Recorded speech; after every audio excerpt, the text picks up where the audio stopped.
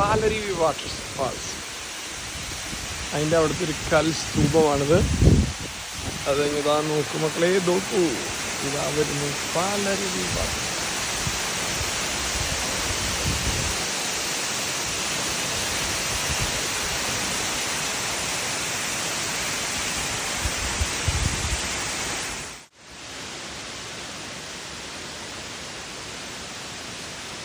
Palaruvi waterfalls ആണ് കേട്ടോ.